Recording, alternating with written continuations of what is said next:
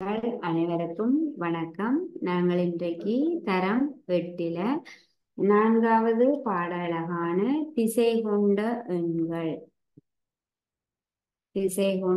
எண்கள் பற்றி படிக்க இருக்கிறோம்.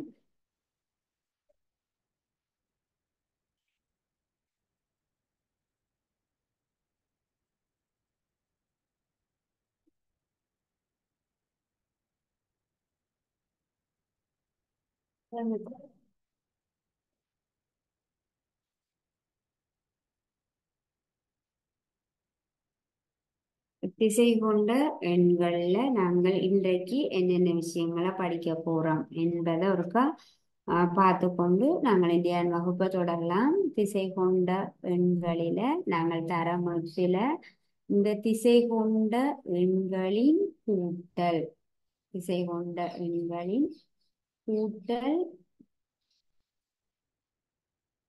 கூட்டல் திசை கொண்ட எண்களின் கழித்தல், இந்த ரெண்டு விஷயங்களையும் நாங்கள் இந்த வகுப்புல பார்க்கலாம். அடுத்த வகுப்புல நாங்கள் திசை கொண்ட எண்களை எவ்வாறு பெருக்கிறதும் எவ்வாறு வகுக்கிறதும் என்பது தொடர்பாக பார்க்கலாம். அப்ப இன்றைக்கு நாங்கள் திசை கொண்ட எண்கள் முதலாக இந்த பாடலக இன்றைக்கு தான் தொடங்குகிறோம். ஏற்கனவே நாங்கள் தரம் 7ல திசை கொண்ட எண்கள் படிச்சிருக்கிறோம். தரம் 8ல இன்றைக்கு கூட்டலும் கழித்தலும் பார்ப்போம். திசை கொண்ட எண்களை எவ்வாறு கூட்டுறது, திசை கொண்ட எண்களை எவ்வாறு கழிக்கிறது என்பது தொடர்பான விஷயங்களை நாங்கள் படிக்கலாம். இப்போ முதலாவதாக திசை கொண்ட எண்கள் அப்படி என்றா என்ன, திசை கொண்ட எண்கள் என்றா என்ன, அதாவது பெருமானத்துடன் திசையையும் குறிக்கும் விதத்தில் நீங்கள் எப்படி சொல்லுவாம், நீர் 5, அதே நேரம் மறை 7, மறை 4/3, மறை 1.5, இந்த எண்களை பாருங்கோ. பெருமானத்தோட எண்களின் பெருமானமும் தரப்பட்டிருக்குது. அதே நேரம் ஒவ்வொரு எண்களின் பெருமானமும் தரப்படுகிறது. அதே நேரம் திசையையும் குறிக்கும் விதத்தில் இந்த எண்கள் அமைந்துள்ளன. நீர் திசையை குறிக்கிறது, நீர் 3, அப்படி வாசிப்போம். நீர் 3, நீர் 5, இந்த எண்களை நாங்கள் நேர் எண்களை குறி இல்லாமலும் சில நேரங்கள்ல திசைகளை காட்டாமலும் நாங்கள் எழுதுவோம். இப்ப நாங்கள் வழமையாக பயன்படுத்தக்கூடிய 3, 4, 5, 6 இந்த எண்களுக்கு நாங்கள் குறி போடுறது இல்லை. ஆனால் இந்த எண்கள் என்ன குறிக்குது, என்ன திசையை காட்டுது, நேர் திசையை. இந்த எண்கள் எல்லாம் நேர் எண்கள் ஆகும்.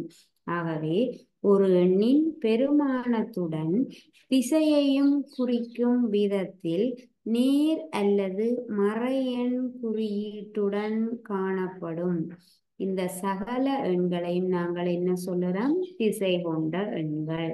எண்களின் பெருமானத்தோட திசையையும் குறிக்கும் விதத்தில் நேர்திசை, நேர், மறை, நேர் 3, நேர் 5, மறை 7, மறை 4/3, மறை 1.5, இவ்வாறு எண்களின் பெருமானத்தோட திசையையும் குறிக்கக்கூடிய எண்களைத்தான் நாங்கள் என்ன சொல்றோம், திசை கொண்ட எண்கள் என்கிறோம்.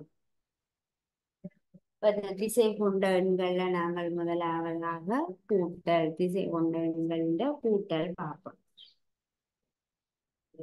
திசை கொண்ட எண்களின் கூட்டல். திசை கொண்ட எண்களின் கூட்டலை நாங்கள் எண் ஓட்ட பயன்படுத்தித்தான் 7 தரம் 7ல படிச்சிருக்கலாம். திசை கொண்ட எண்களின் கூட்டல்.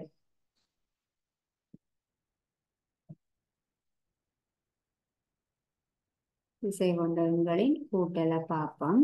திசை கொண்ட எண்களின் கூட்டலை நாங்கள் தரங்களில் எண் போட்ட பயன்படுத்தி படிச்சிருக்கிறோம்.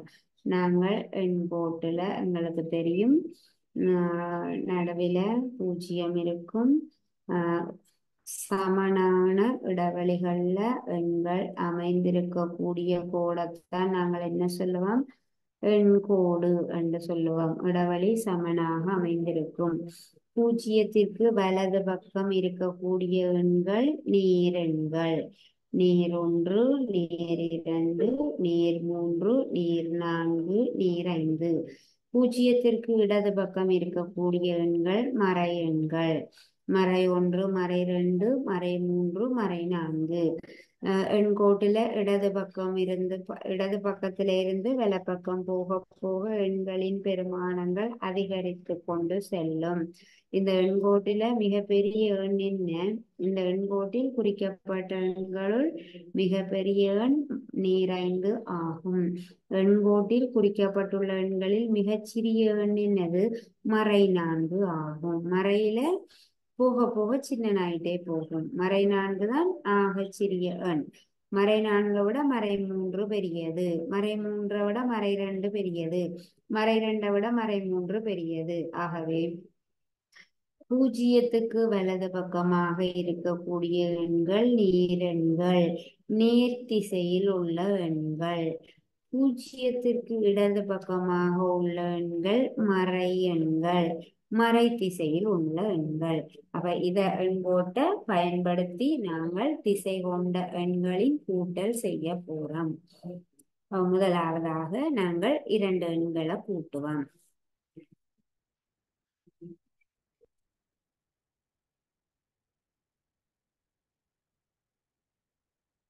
நாங்கள் என்ன செய்யறோம்? முதலாவதாக எண்கோட்டை எங்களோட தேவைக்கு ஏற்ற மாதிரி நாங்கள் அமைச்சு கொள்றோம். எங்களுக்கு எங்களுக்கு கூட்டுவதற்கு எண்கோடு எதுவரை தேவைப்படுதோ அதுக்கு ஏற்ற மாதிரி நாங்கள் எண்கோட்டை விரிவுபடுத்தி கொள்ளலாம். முதலாவதாக நாங்கள் கூட்ட போறோம். 2 திசை கொண்ட எண்களை கூட்டுவோம். நேர் 2உடன் நேர் 4ஐ நாங்கள் திசை கோட்டை பயன்படுத்தி கூட்டி விடை எழுத போறோம். நேர் 2உடன் நேர் 4 கூட்ட போறோம். நாங்கள் செய்ய வேண்டியது என்ன? முதலாவதாக திசை கொண்ட எண்களை கூட்டும் போது முதலாவது திசை கொண்ட எண் இருக்கக்கூடிய இடத்தை குறிப்போம். திசை கொண்ட எண்களை கூட்டும் போது முதல் திசை கொண்ட எண் இருக்கும் புள்ளியை எண்கோட்டில் குறிப்போம். அப்ப நேர் 2 எங்க இருக்கு? நேர் 2 என்கிற எண்ணானது எண்கோட்டில் எங்க இருக்கு? இந்தா இருக்குது. முதலாவது திசை கொண்ட எண் இருக்கும் புள்ளிய குறிச்சிட்டோம். அடுத்தது என்ன செய்ய வேணும்? 2வது திசை கொண்ட எண்ணை கவனிப்போம். 2வது திசை கொண்ட எண் என்னவா இருக்குது? நேர் 4. ஆகவே நாங்கள் செய்ய வேண்டியது என்ன?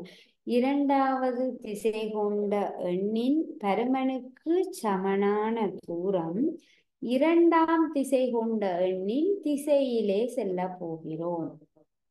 என்ன செய்ய வேண்டும்? முதலாவது திசை கொண்ட எண்ணை குறிச்சிட்டோம். 2வது திசை கொண்ட எண் என்ன இருக்குதுன்னு பார்க்கிறோம். நேர் 4. ஆகவே நேர் திசையில் இருக்குது. அப்ப நேர் திசையில 4 அலகுகள் நகர்ந்து செல்ல வேணும். 2வது திசை கொண்ட எண்ணின் பருமனுக்கு சமனான தூரம் நீர் திசையில் சமனான தூரம் அதே திசையில் 2வது திசை கொண்ட எண் என்ன திசையில காட்டப்படுதோ நேர் திசையில காட்டப்படுவதால் நேர் திசையில் நாங்கள் அத்தனை தூரம் 4 இருந்தாண்டா 4 அலகுகள் நாங்கள் நகர்ந்து செல்ல வேணும். அப்ப என்ன செய்வோம்? அப்ப 2ல குறிச்சிட்டோம். 2க்கு நேர் திசை என்னவாக இருக்கும்? நேரெண்கள் நாங்கள் பார்க்கக்கூடிய 2ல இருந்து பார்க்கிறோம். அப்ப 2க்கு நேர் திசை என்றா என்ன? வலப்பக்கமாக இருக்கக்கூடிய திசை. மறை திசை என்றா என்ன? இடப்பக்கமாக இருக்கக்கூடிய. 2க்கு நேர் திசை என்றா இங்க வலப்பக்கமாகவும் 2க்கு எதிர் திசை என்றா இடப்பக்கமாகவும் காட்டப்படும். ஆகவே நாங்கள் என்ன திசையில் செல்ல வேணும்? நேர் திசையில் செல்ல வேணும். 4 அலகுகள் நகர வேணும். 4 அலகுகள் நகர்வோம். 1 2 3 4 அங்க வந்துட்டோம். 6க்கு வந்துட்டோம். அப்ப இப்படி நாங்கள் 4 அலகுகள் நகரும் போது எங்க வந்து நிக்கிறோமோ அந்த திசை கொண்ட எண் தான் இந்த கேள்விக்கு விடையாக இருக்கும். அப்ப இந்த கேள்விக்கு விடை என்ன? நீர் ஆறு ஆகும். அப்ப நாங்கள் இதற்கு என்ன செய்தோம் என்று இன்னொருக்கா பார்க்கலாம். முதலாவது இரண்டு திசை கொண்ட எண்களை கூட்டுறோம். கூட்டும் போது எண்கோட்டை பயன்படுத்தி கூட்டுறோம். எண்கோட்டுல முதலாவது திசை கொண்ட எண்ணை குறிக்கிறோம். அடுத்ததாக இரண்டாவது திசை கொண்ட எண்ணை அவதானிக்கிறோம். என்ன மாதிரி இருக்கு? நேர் 4. ஆகவே திசை என்ன? நேர் திசை. அதே திசையில போகிறோம். இரண்டாவது திசை கொண்ட எண் என்ன திசையில காட்டப்படுதோ அதே திசையில செல்ல போறோம். அப்ப நேர் திசையில செல்ல வேணும். எத்தனை அலகுகள் நகர வேணும்? 4 இருப்பதனால் 4 அலகுகள் நகர வேணும். ஆகவே 1 2 3 4 அலகுகள் நகர்ந்து நீர் 6ல நாங்கள் நிற்கிறோம். ஆகவே இதற்கு விட என்னவாக இருக்கும்? நீர் 6 ஆகும். நீங்கள் இதற்கா நோட் பண்ணி கொள்ளலாம்.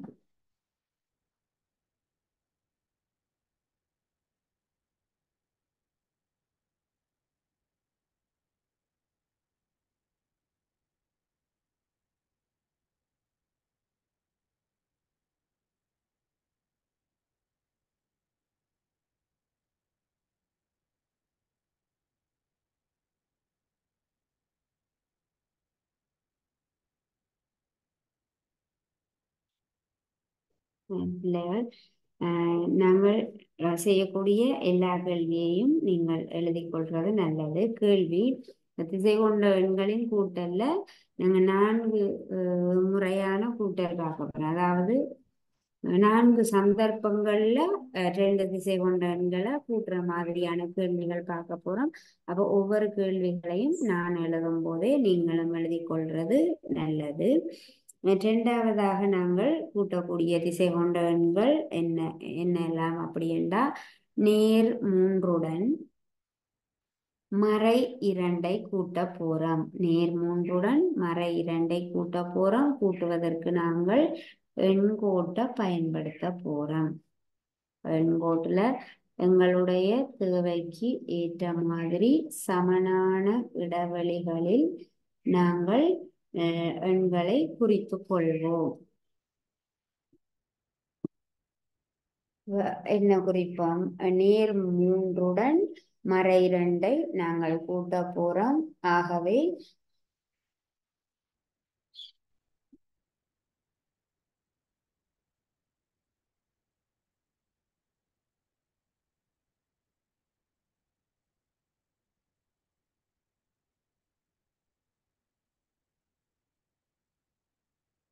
நாங்கள் எண்கோட்டை இவ்வாறு குறிச்சிருக்கிறோம். குறிச்சிட்டு அப்ப 2 திசை கொண்ட எண்களை கூட்டும் போது நாங்கள் என்ன செய்ய வேணும்? முதலாவது திசை கொண்ட எண் என்ன இருக்குன்னு பார்ப்போம். நேர் 3. ஆகவே நேர் 3 இருக்கக்கூடிய புள்ளியை நாங்கள் குறிக்க போறோம். குறிச்சிட்டோம். அடுத்ததாக 2வது திசை கொண்ட எண்ணை அவதானிப்போம். 2வது திசை கொண்ட எண் என்னவா இருக்குது? மறை 2. மறை 2. மறை 2இல் காட்டப்படும் திசை என்ன? மறை திசை. நாங்கள் ஏற்கனவே செய்த கேள்வி நீர் திசையில் காட்டப்பட்டது. என்னண்டு திசை பார்க்கிறது? எண்ண அவதானியுங்கோ. எண் என்ன மாதிரி இருக்கு? மறை 2. ஆகவே மறை திசையில் நாங்கள் செல்ல வேணும். நேர் இருந்தால் நேர் திசையில் செல்ல வேணும். மறை இருந்தால் மறை திசை, மறை குறி இருந்தால் மறை திசையில் செல்ல வேணும். அப்ப நாங்கள் முதலாவது திசை கொண்ட எண்ணை குறிச்சிட்டோம். முதலாவது திசை கொண்ட எண்ணின் திசைக்கு மறை திசையில் செல்ல போகிறோம். ஏனென்றால் இங்க மறையினால் காட்டப்படுகிறது, மறை குறியீட்டினால். அப்ப இதற்கு மறை திசை என்றா எங்க இருக்கும்? நேர் திசை என்றா இங்கால இருக்கும். வலது பக்கமாக இருக்கிற திசை நேர் திசை. ஏனென்றால் 0க்கு வலது பக்கமாக நேர் எண்கள் நேர் திசையில், 0க்கு இடது பக்கமாக மறை எண்கள் மறை திசையில். ஆகவே 3ற்கு மறை திசை அப்படி என்றால் இடது பக்கம் இருக்கக்கூடிய திசை. ஆகவே நாங்கள் மறை திசையில் எத்தனை அலகுகள் நகர வேணும்? மறை 2. 2 அலகுகள் நாங்கள் நகர்வோம். அப்ப வந்து இங்க நிக்குது 3ல இருந்து 1ல வந்து நிக்குது. ஆகவே இந்த இந்த கேள்விக்கான விடை என்னவாக இருக்கும்? இதெல்லாம் நேரெண்கள். விடை என்னவாக இருக்கும்? நேர் 1 ஆகும். நேர் 3உடன் மறை 2ஐ கூட்டும் பொழுது எங்களுக்கு என்ன கிடைக்குது? 1 கிடைக்குது. கூட்டப்படவில்லை என்பதை நாங்கள் நினைவில் வச்சுக்கொள்ள வேணும். கூட்டப்படவில்லை. நேர் 3உடன் மறை 2ஐ கூட்டுகிறோம். ஆனால் விடை என்ன கிடைக்குது? நேர் 1. இங்க நாங்கள் கூட்டவில்லை, மாறாக என்ன செய்கிறோம்? கழிக்கிறோம். கழிச்சு கிடைக்குது என்பதை நாங்கள் ஞாபகத்துல வச்சுக்கொள்ள வேணும். அப்போ எண்கோட்டை பயன்படுத்தி நாங்கள் இந்த 2 எண்களையும் வேறு குறிகளை உடைய 2 எண்களை கூட்டுற மாதிரியான சந்தர்ப்பத்தை நாங்கள் இங்க பார்த்திருக்கிறோம். இதை நீங்கள் நோட் பண்ணிக் கொள்ளலாம்.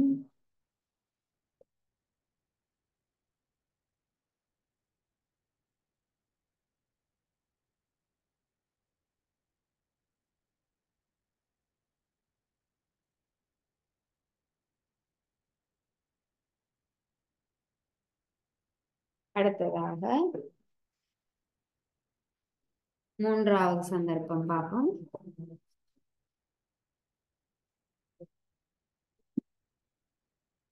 மூன்றாவது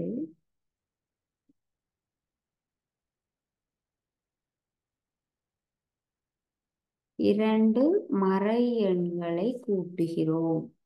மறை எண்களை கூட்டுறோம். எண் போட்டு அமைக்கிறோம். அங்கட தேவைக்கு ஏற்ற மாதிரி அமைக்கிறோம்.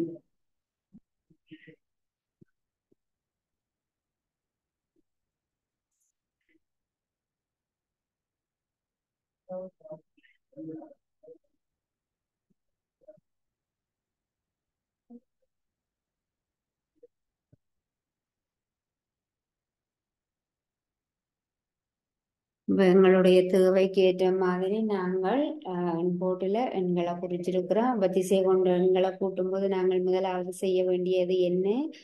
முதலாவது திசை கொண்ட எண்ணை குறிப்போம். முதலாவது திசை கொண்ட எண் என்னது? மறை 4. ஆகவே மறை 4ல குறிச்சிருக்கிறோம். அடுத்தது 2வது திசை கொண்ட எண்ணை அவதானிப்போம். என்ன இருக்குது? மறை 3. ஆகவே மறை 3 அப்படி என்ன நாங்கள் என்ன திசையில செல்ல வேணும்? மறை திசையில செல்ல வேணும். முதலாவது திசை கொண்ட எண்ணை குறிப்போம். மறை 4 குறிச்சிருக்கிறோம். 2வது திசை கொண்ட எண்ணை பார்க்கிறோம். மறை 3 இருக்குது. ஆகவே மறை திசை. அப்ப நாங்கள் என்ன செய்ய வேணும்? மறை 4க்கு மறை 4க்கு மறை திசையில் செல்ல வேணும். மறை திசை நேர் திசை எங்க இருக்கு? இங்க இருக்குது. மறை திசை இங்க இருக்குது. மறை 4க்கு மறை திசையில் எத்தனை அலகுகள் நாங்கள் நகர்கிறோம்? 3 அலகுகள் நகர வேண்டும். 1 2 3. அப்ப எங்க வந்துட்டோம்? மறை 7க்கு வந்துட்டோம். அப்ப விடை என்னவாக இருக்கும்? மறை 7. மறை 7 என்பது இந்த கேள்விக்கான விடையாகும். நாங்கள் இந்த 2 எண்களையும் அவதானிப்போம். இங்க என்ன செய்திருக்கிறோம்? கூட்டி இருக்கிறோம். இறுதியாக நாங்கள் பார்ப்போம். இங்க நாங்கள் என்ன நடந்திருக்கு? கூட்டல் இடம் பெற்றிருக்குது. ஆனால் ஏற்கனவே நாங்கள் செய்த கேள்வியில கூட்டவில்லை, மாறாக கழித்திருந்தோம். ஆனால் இங்க என்ன செய்யறோம்? கூட்டி இருக்கிறோம். எண்கோட்டை பயன்படுத்தி கூட்டும் போது இங்க வந்து நிக்குது. 7ல வந்து நிக்குது. மறை 7ல வந்து நிக்குது என்பதை நாங்கள் நினைவில் வச்சிருப்போம். இதை நீங்களோட எழுதி கொள்ளலாம்.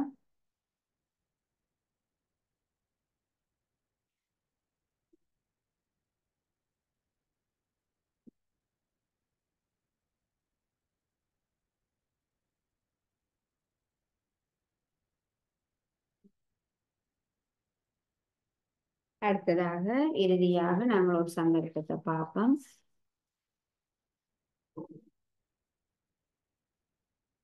இறுதியாக நாங்கள் கூட்ட போறது மறை 8உடன் நீர் 5 கூற்றம். கேள்விக்கான விடையை நாங்கள் எண்கோட்டை பயன்படுத்தி காண்போம்.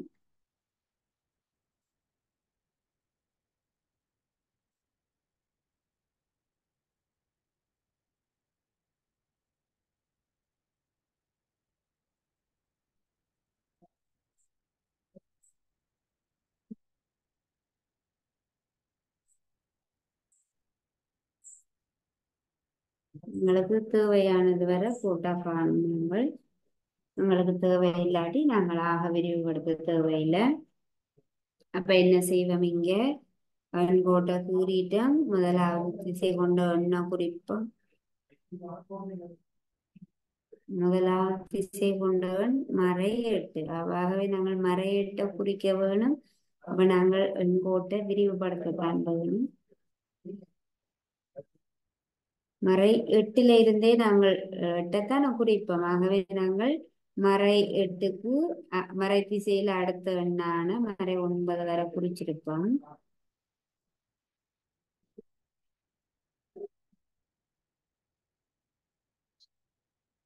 இதுவரை நாங்கள் கட்டாயமாக நாங்கள் மறை 8 குறிக்க வேணும். ஆகவே எங்களுடைய தேவைக்கு ஏற்ற மாதிரி மறை 8ல இருந்துதான் நாங்கள் தொடங்க வேணும். இப்ப மறை 8 எங்களுடைய எண்கோட்டில் குறிக்கப்பட்டிருக்க வேணும். அதற்கு அமைவாக எங்களுடைய எண்கோட்டை அமைச்சிருப்போம். இனி நாங்கள் செய்ய போறது, முதலாவதாக நாங்கள் குறிக்க வேண்டிய திசை கொண்ட என்னது? மறை 8. மறை 8 எங்க இருக்கு? இந்த இருக்குது. இங்க மறை 8 குறிச்சிருக்கிறோம். இனி நாங்கள் என்ன செய்ய வேணும்? அடுத்த இரண்டாவது திசை கொண்ட எண்ணை அவதானிப்போம். இரண்டாவது திசை கொண்ட எண் என்னது? நீர் 5. ஆகவே நாங்கள் மறை 8க்கு என்ன திசையில் செல்ல வேண்டும்? நீர் திசையில் செல்ல வேண்டும். மறை 8க்குரிய மறை 8க்கு நேர் திசை எது? மறை 8க்கு வலது பக்கமாக இருக்கக்கூடிய திசை மறை 8. இந்த இருக்கு. மறை 8க்கு வலது பக்கமாக இருக்கக்கூடிய திசை நேர் திசை. மறை 8க்கு இடது பக்கமாக இருக்கக்கூடிய திசை மறை திசை. நம்ம நாங்கள் மறை 8க்கு மறை நீர் 5 என்பதனால் நீர் திசையில் 5 அலகுகள் நாங்கள் நகர்வோம். 1 2 3 4 5 அலகுகள் நகர்ந்திருக்கிறோம். இப்ப நாங்கள் மறை 8ல இருந்து இங்க வந்துட்டோம்.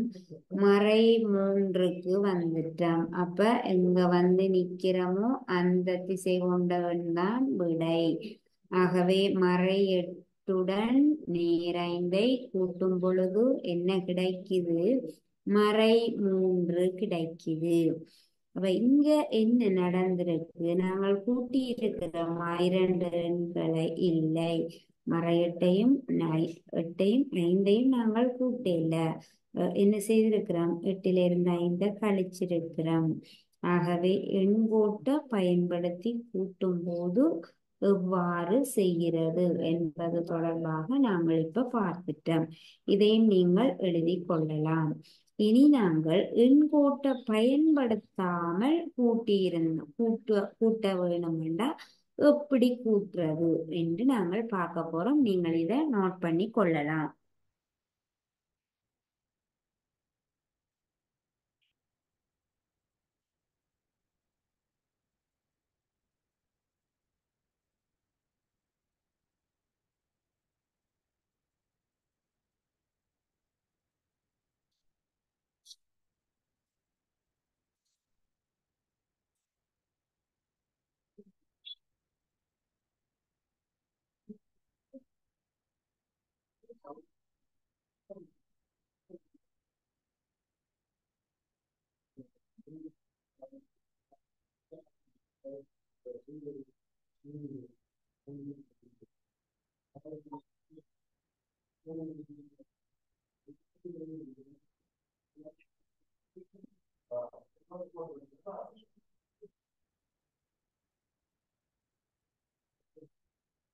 ஆகவே பிள்ளைகள், நாங்கள் இப்ப செய்த 4 கேள்வியையும் ஒருக்கா நாங்கள் பார்க்க போறோம். ஆனால் எண்கோட்டை பயன்படுத்தாமல் பார்க்க போறோம். இப்ப நாங்கள் இறுதியா செய்தது 4வது கேள்வி. அதற்கு முன்னதாக நாங்கள் என்ன கேள்வி செய்திருந்த? நாங்கள்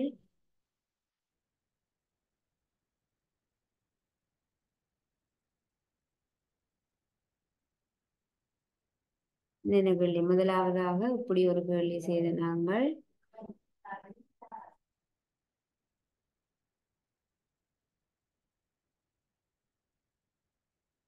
அடுத்தது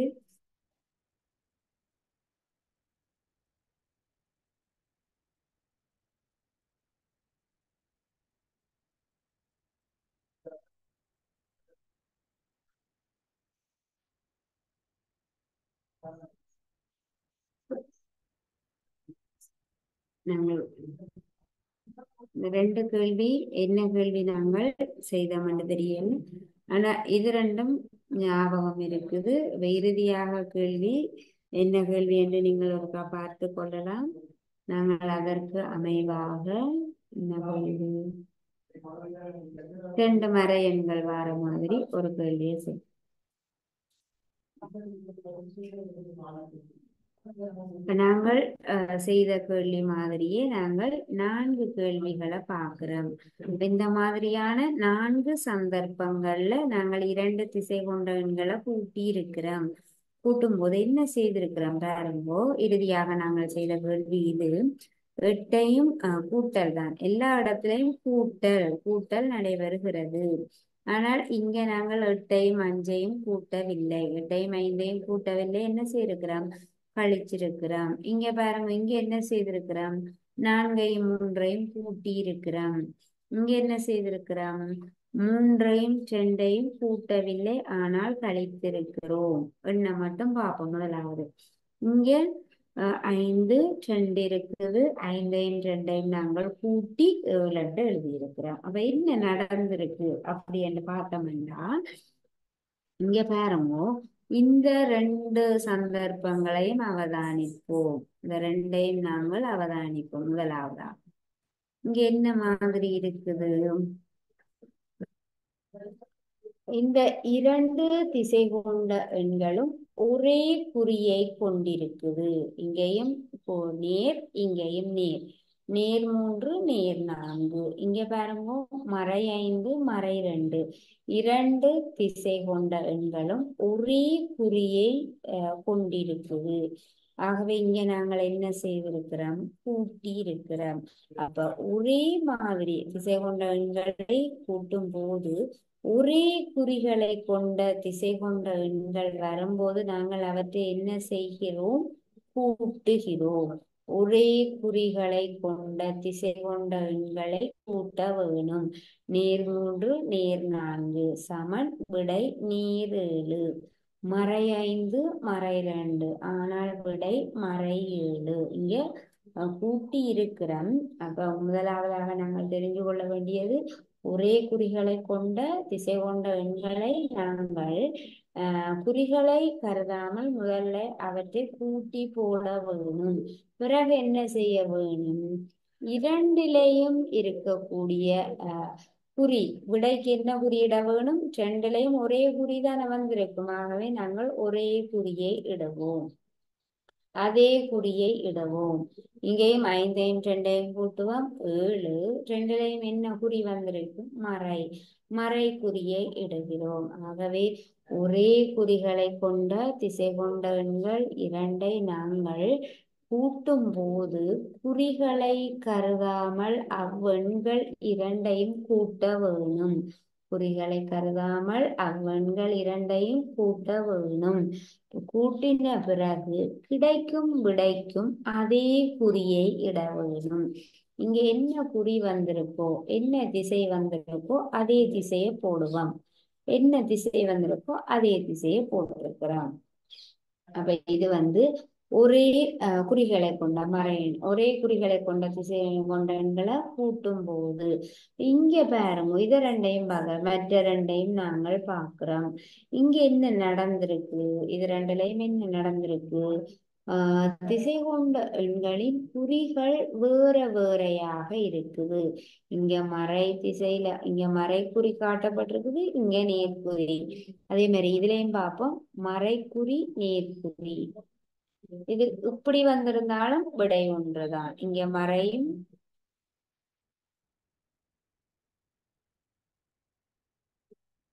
மாறி எழுதலாம். நேர் 2 மறை 3 மாறி எழுதி இருக்கிறோம். ஏனென்றா இதுல மறையும் நேரும் வந்திருக்கு. ஆகவே நாங்கள் இத நேரும் மறையும் என்று எழுதியிருக்கிறோம். ஆகவே இந்த ரெண்டு கேள்விகளையும் இந்த ரெண்டு சந்தர்ப்பங்களையும் அவதானியும்போ இங்க குறிகள் என்ன மாதிரி வந்திருக்கு, வேறு வேறு குறிகள் இடம்பெற்றிருக்கும் போது, இரண்டு திசை கொண்ட எண்களில் வேறு வேறு குறிகள் இடம்பெற்றிருக்கும் போது நாங்கள் அவற்றை கூட்டவில்லை, என்ன செய்திருக்கிறோம், கழித்திருக்கிறோம். வித்தியாசத்தை பார்த்திருக்கிறோம். 8 இருந்து 5 கழிச்சு 3 எழுதியிருக்கிறோம். 3 இருந்து 2 கழித்து 1 என எழுதியிருக்கிறோம். ஆனால் குறிகள் எவ்வாறு நாங்கள் போட்டிருக்கிறோம், இங்க பாருங்கோ. 8 இருந்து 5 கழிச்சு 3 போட்டுட்டு பெரிய எண், இவற்றுள் பெரிய எண் எதென்று பார்க்க வேணும், மறை 8. ஆகவே மறைக்குறி இட வேண்டும். அதே போல இங்கேயும் 3 இருந்து 2 கழிச்சு எழுதியிருக்கிறோம். 2 பெரிய எண் எதென்று பார்க்கிறோம், மறை. ஆகவே நாங்கள் மறைக்குறி இட்டிருக்கிறோம். இப்ப நீங்கள் இதுக்கு உதாரணமாக இந்த கேள்வியும் பார்க்கலாம். நேர் 10 கூட்டல் மறை 7, இதுக்கு விட என்னவாக இருக்கும், 2 திசை கொண்ட எண்களையும் குறிகள் வேறு வேறையாக காணப்படுவது. ஆகவே நாங்கள் கூட்டக்கூடாது, கழிக்க வேணும். பெரிய எண்ணிலிருந்து சிறிய எண்ணை கழிப்போம். 3 பெரிய எண்ணுக்கு பக்கத்தில் இருக்கக்கூடிய குறிய எண்ண நேர் 3 விடையாக கிடைக்கும். ஆகவே பிள்ளைகள், 2 திசை கொண்ட எண்களை கூட்டும் போது ஒரே குறிகளை உடைய திசை கொண்ட எண்களாக இருந்தால் அவற்றை கூட்டி அதே குறிகளை இட வேண்டும்.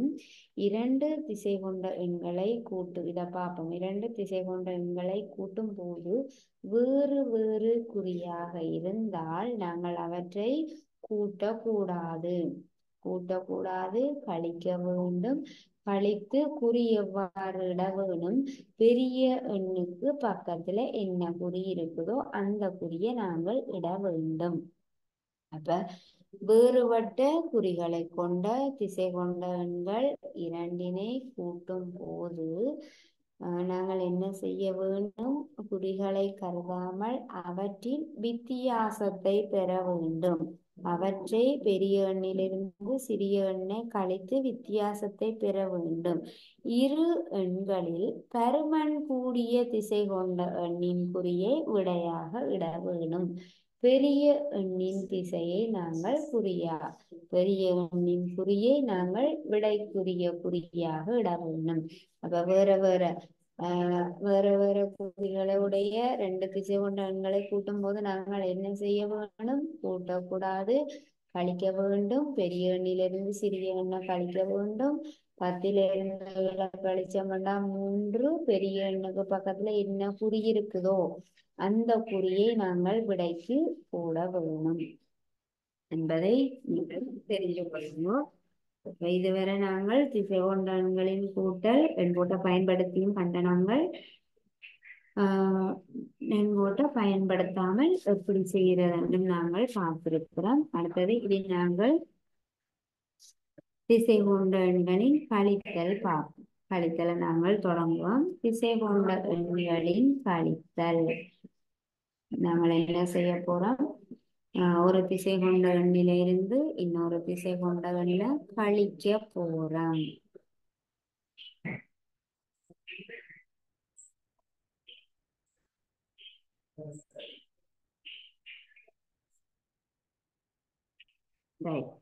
நீர் 8 நாங்கள் நீர் 2 கழிக்க போறோம். திசை கொண்ட எண்களின் கழித்தல் நீங்கள் எழுதி கொள்ளலாம்.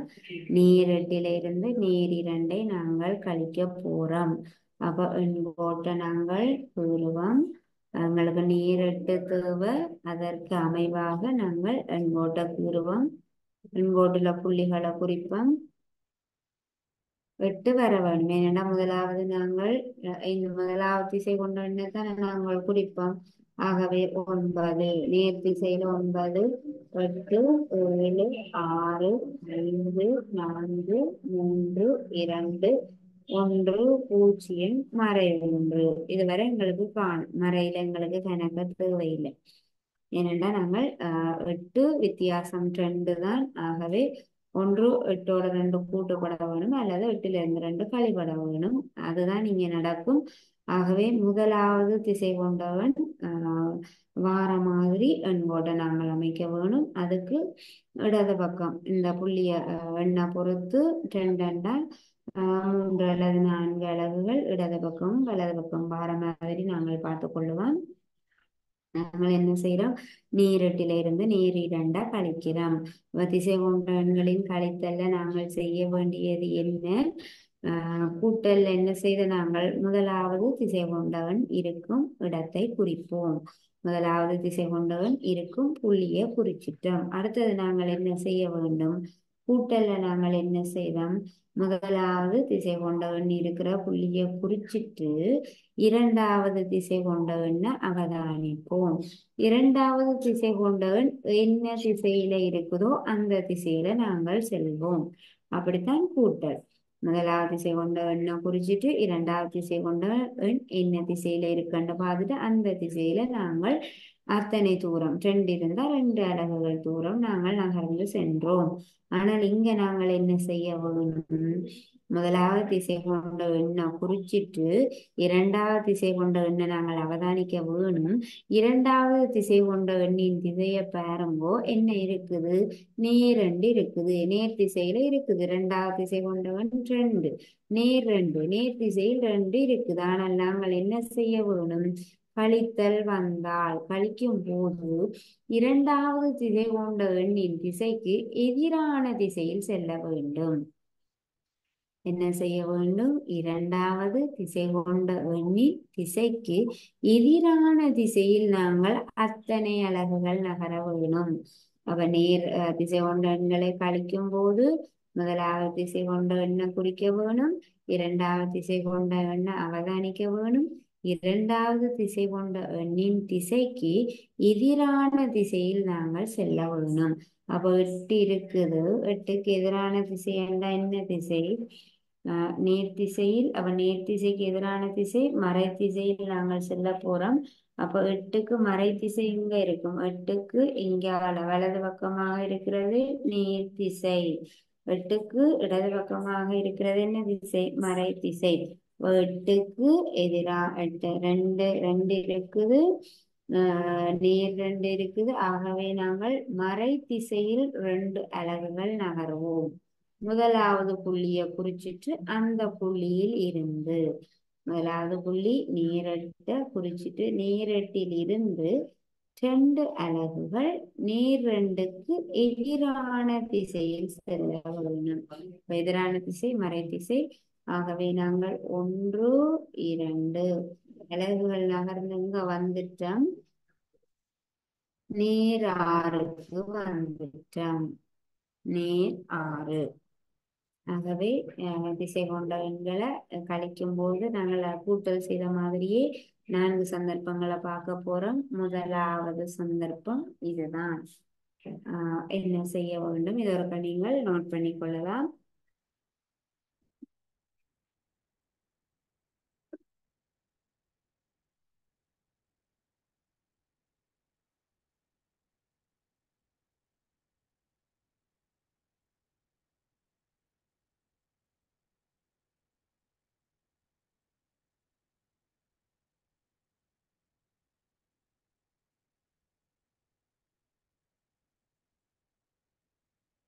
அடுத்ததாக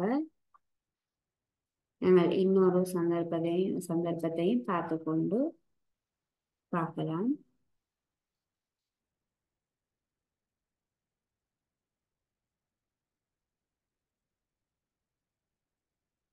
இரண்டாவதாக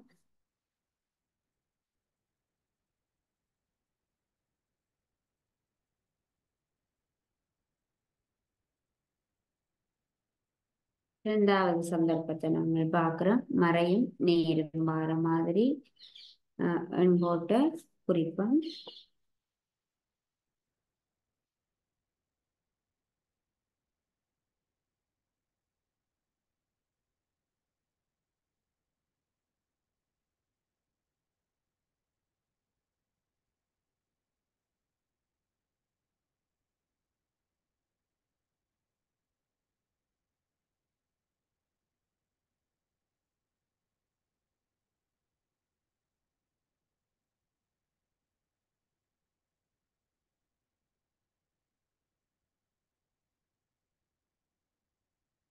சரி. இப்ப நாங்கள் இரண்டு திசை கொண்டவங்களை ஒன்றிலிருந்து இன்னொன்றை கழிக்கிறோம். கழிக்கும் போது நாங்கள் முதலாவதாக செய்ய வேண்டியது என்ன? முதலாவது திசை கொண்ட எண் இருக்கக்கூடிய புள்ளியை எண் கோட்டில் குறிப்போம். முதலாவது திசை கொண்ட எண் என்னவாக இருக்குது? மறை 4. மறை 4 குறிச்சிருக்கிறோம். அடுத்ததாக இரண்டாவது திசை கொண்ட எண்ணை அவதானிப்போம். இரண்டாவது திசை கொண்ட எண் என்னது? நேர் 5. ஆகவே கழித்தல் வந்தால் திசை கொண்ட எண்களை கழிக்கும் போது என்ன செய்ய வேண்டும்? இரண்டாவது திசை கொண்ட எண்ணின் திசை என்னன்னு பார்க்கிறோம், நேர் திசை. ஆகவே கழித்தலாக இருப்பதால் நேர் திசைக்கு எதிரான திசையில் 5 அலகுகள் நாங்கள் நகர்வோம். ஆகவே மறை 4 இருக்குது. மறை 4க்கு நேர் திசை என்னவாக இருக்கும்? இங்கால இருக்கும். மறை திசை இடது பக்கமாக இருக்கும். அப்ப நேர் திசைக்கு எதிரான திசை மறை திசை. மறை திசையில எத்தனை அலகுகள் நகர வேணும்? 1 2 3 4 5. 5 அலகுகள் நாங்கள் நகர்ந்திருக்கிறோம். அப்ப இந்த கேள்விக்கு விடையாக என்ன வருது? மறை 9 எங்க வந்து நிக்குது? எண்கோடு மறை 9ல வந்து நிக்குது. நாங்கள் இறுதியாக பார்க்கலாம். இங்க என்ன நடந்திருக்கு? ரெண்டும் கழித்தல் தான், ஆனால் கழிவடவில்லை. நாங்கள் 4ஐயும் 5ஐயும் கூட்டி எங்களுக்கு விடை வந்திருக்கு. நாங்கள் இறுதியாக இந்த என்ன நடந்திருக்கு என்று பார்க்கலாம். இப்ப நீங்கள் இதை ஒரு நோட் பண்ணி கொள்ளலாம்.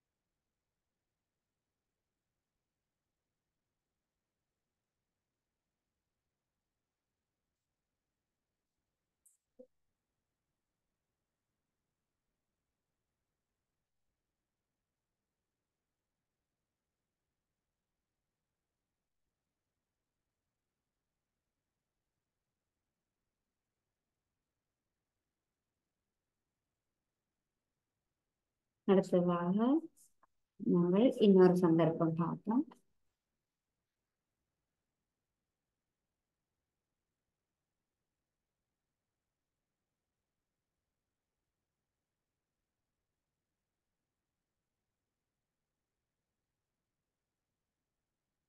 நேர் 5ல இருந்து மறை 2 கழிக்கிற மாதிரியான ஒரு சந்தர்ப்பம். ஆகவே நாங்கள் இதற்கும் அன்போட கூறுவோம். நேர் 5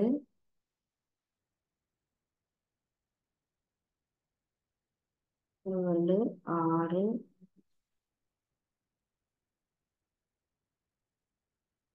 8 7 6 5 4 3 2 1 0 மறை 1 கழிக்க போறோம்.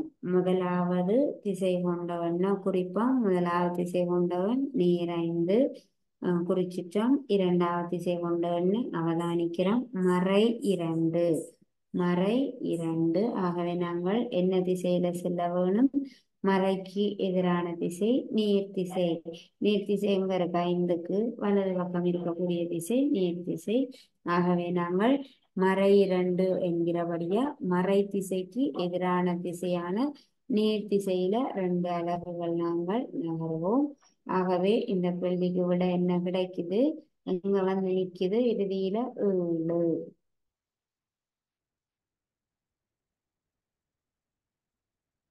7ல வந்து நிக்குது. இதையும் நீங்கள் ஒருக்கா நோட் பண்ணி கொள்ளலாம். இங்க 2 திசை கொண்ட எண்களும் என்ன செய்யப்பட்டிருக்குது?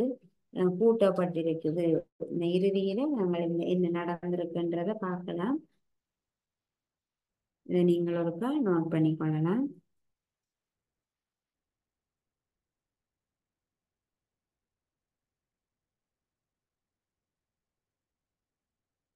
ஆகவே பிள்ளைகள் நாங்கள் இந்த திசை கொண்ட எண்களின் கூட்டல் இன்றைக்கு படிச்ச நாங்கள் திசை கொண்ட எண்களின் கழித்தலை எண்கோட்டை பயன்படுத்தி நாங்கள் பார்த்து கொண்டிருக்கிறோம். முதல்ல எண்கோட்டை பயன்படுத்தி பார்ப்போம், பிறகு எண்கோடு பயன்படுத்தாமல் எப்படி செய்யறதுன்னு பார்ப்போம்.